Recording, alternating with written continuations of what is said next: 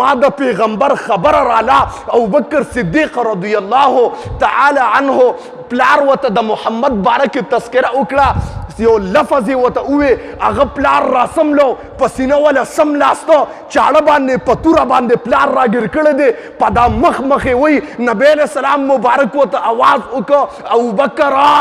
دا خو ستا پلار دې را پاسې د حضرت دا خو زما پلار دې که زما سل پلاران مراشي خو ستا په باره کې او د دین په باره کې خبرو کې قسم دې ابو بکر کمپرومایز ته تیار نه دی د ما محترمو هغه کې دا جذبه وه د محمد د یو لفظ د پاره خپل پلار په سینم لاستو او په چاړې و د ما محترمو نو ما وی که د دین خبره رااله اگر کستا پلار دی کستا رور دی کستا مور دی زمونږ خپلوانو کې یو کس و ګړی کې مور ورته وی ګیره وخورایه تر کومې پورې چې د ګیره نی خرایلې مزه مشوره کوله مې قسم دی وایا د داسې سنتو نه د په سلګونو میندې قربان شه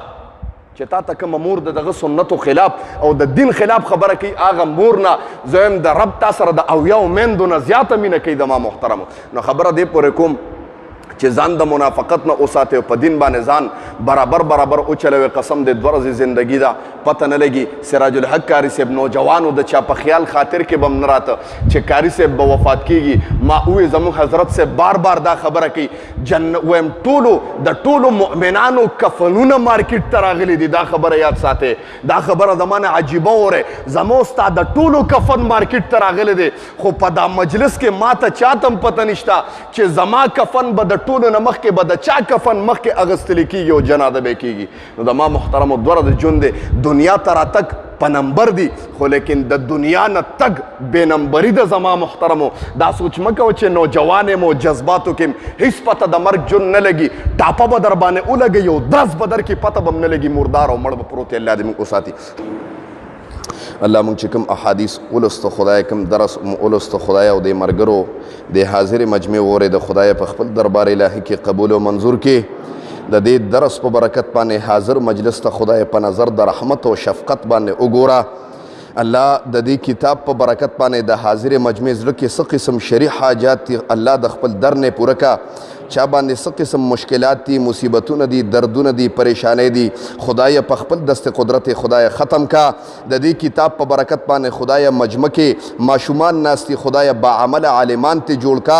سپینګری ناستی خدای په عمر کې برکت واچوا کاروباریان ناستی خدای کاروبار کې برکت واچوا د چا رزق کم دی خدای د رزق باران په اوکا د چا په زړه کې څه قسم نفرت دی او بغض دی الله ته زړه بدلون کې خدای دا زړه د بغض او د نفرت نه خدای په الفت او محبت باندې بدل کا دا درس زما خويندې میندې اوري خدای دا درس د هغې دپاره د جنت ته دننه کېدو شفاعت خدای وګرځوه د دې کتاب په برکت باندې د دې کلیوالو خصوصا هغه زنانه چې دا درس اوري خدای د لوپټو او د عزتونو خدای محافظ شه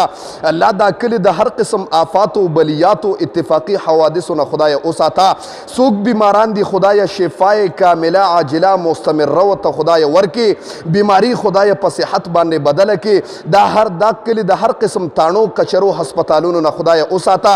الله مونږ ډیر کمزور یو ډیر فقیران یو خدای ستا در کې خیر ماران یو الله مونږ باندې د خیر او د رحمت باران خدای وکا د دې کتاب په برکت باندې دا کتاب د دې کلی دپاره د جنت ته دننه کېدو ټیکټ خدای وګرځوه او خدای زمونږ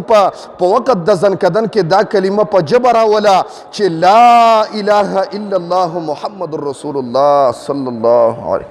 یا رسول سلام علیکہ یا حبیب سلام علیکہ صلوات